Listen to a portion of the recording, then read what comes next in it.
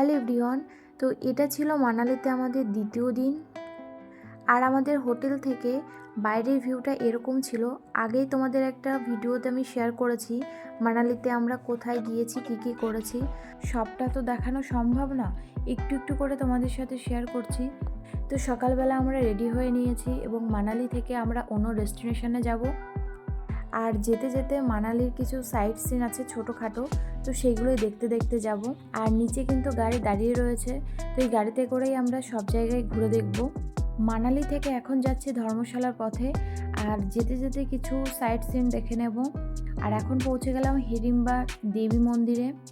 তো দেখো চারিদিকটা পাইন বন, চারিদিকে পাইন বন, নীলিবিলি মনোরম দৃশ্য। আর এখন মানুষের ভিড় একটু কম আছে, যেহেতু আমরা অনেক সকালেই চলে গেছিলাম, তো খুব একটা মানুষের ভিড় এখন দেখা যাচ্ছে না। হয়তো বেলা বাড়ার সাথে সাথে অনেক মানুষ এখানে আসবে। যারা মানালিতে এসেছো তারা হয়তো দেখে থাকবে। চারিদিকে যখন বরফে ঢাকা থাকে তখন বেশি ভালো লাগে, আর এখন তো বরফ নেই, কিছুদিন পরেই কিন্তু এখানে পুরো সাদা হয়ে থাকবে। তো সবাই এখানে দেখো ফটো তুলতে ব্যস্ত, আমরাও কিছু ফটো তুলে নিলাম। আর এখানে বেশি একটা সময় কাটানো যাবে না, কারণ আমরা অনেকটা লং জার্নি করব, তো এখানে সময়টা বেশি নিয়ে নিলে হবে না।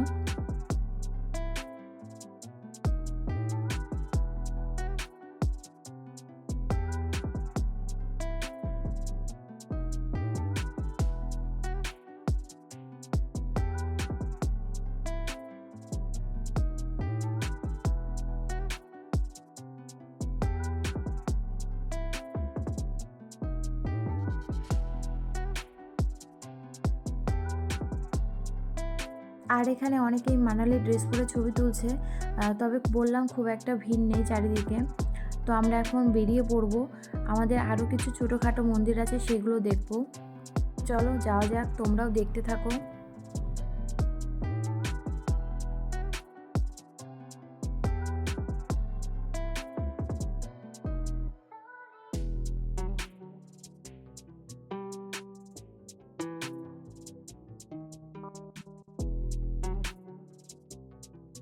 তো অনেক সকালে বেরিয়েছি, তো কিছু তেমন খাওয়া হয়নি। এখানে আমরা একটা ফৌজি ধাবা মতো দেখলাম, রাজমা ভাত নিয়ে বসলাম। খুব একটা তো এগুলো আমরা খেতে পারি না, তবে খেতে হবে, কিছু করার নেই, এইসব জায়গায় এইগুলোই পাওয়া যায়। তো তারপরে আবারও প্রাকৃতিক সৌন্দর্য উপভোগ করতে করতে আমরা যাচ্ছিলাম। তার আগে কিছু মন্দিরও দেখে নিয়েছি, সেগুলো ক্লিক নেওয়া হয়নি।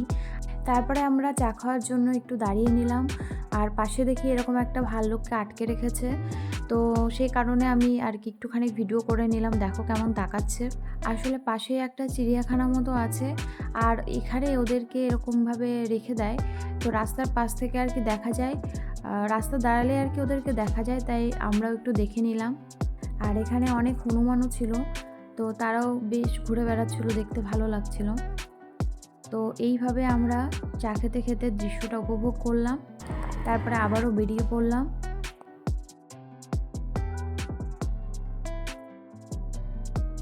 ধর্মশালা পৌঁছাতে আমাদের প্রায় সন্ধ্যা লেগে গেছিলো, আর আমরা হোটেলেও আর কি ঢুকে পড়েছিলাম। ঠান্ডার মধ্যে আর ভালো লাগছিল না, ভেবেছিলাম বাইরে দিয়ে একটু ঘোরাঘুরি করব, কিন্তু আর ইচ্ছা করছিল না।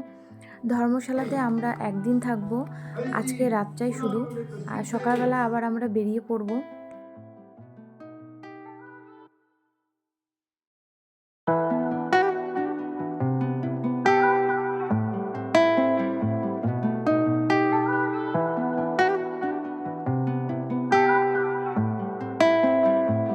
একদম নিরিবিলি পরিবেশ, খুব একটা মানুষ এখানে আসে না।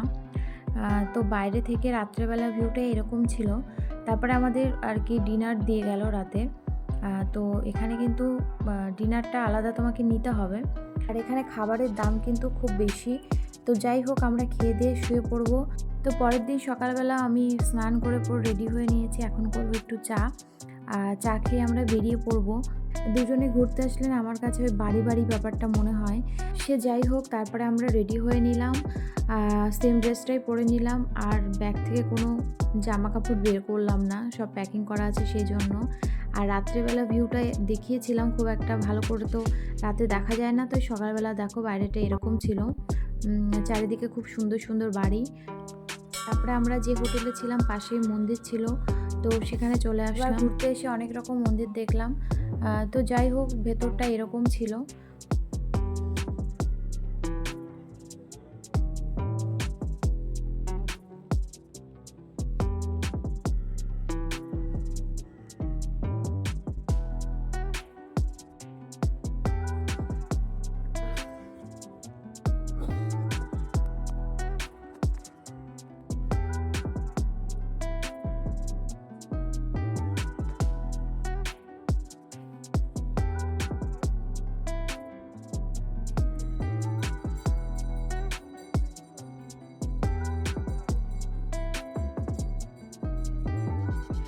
তারপর ওখান থেকে বেরিয়ে আমরা চলে গেলাম দলাই লামা মন্দিরে। আর আগে ওখানে প্রসাদ ছিল, সবাইকে নিতে বলছিল, তো সেই কারণে ও নিল আর আমাকে একটু দিল। চলো ভেতরে যাওয়া যাক।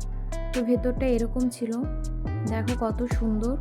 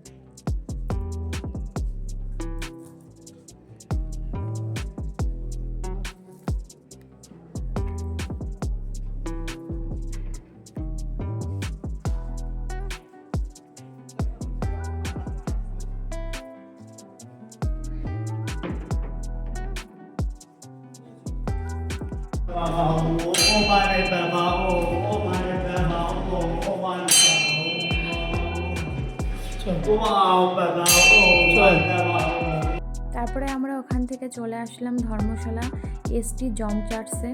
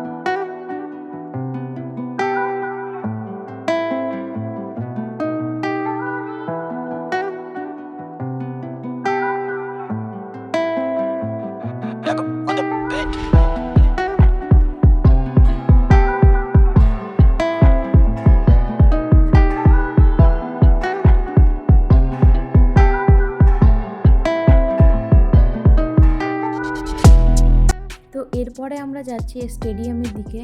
তো গিয়ে তোমাদেরকে দেখাবো সবটা।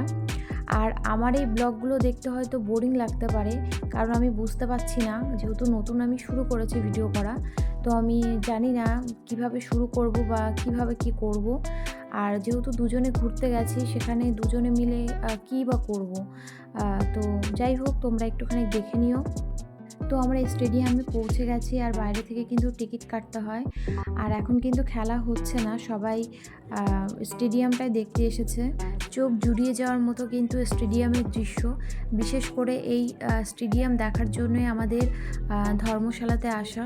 এই স্টেডিয়াম সম্পর্কে হয়তো অনেকেই জানো, না জেনে থাকলে একটু গুগলে সার্চ করে দেখতে পারো।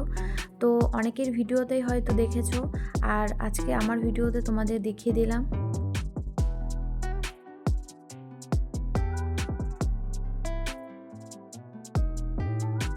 এইভাবেই কেটে গেল ধর্মশালাতে আমাদের একদিন। এখন আমরা যাচ্ছি ডালহৌসির দিকে। ডালহৌসিতে গিয়ে আমরা কোথায় কোথায় ঘুরলাম সেই ভিডিওটা পরে শেয়ার করব। আজকের ভিডিওটা তোমাদের কেমন লাগলো কমেন্টে কিন্তু অবশ্যই জানিও।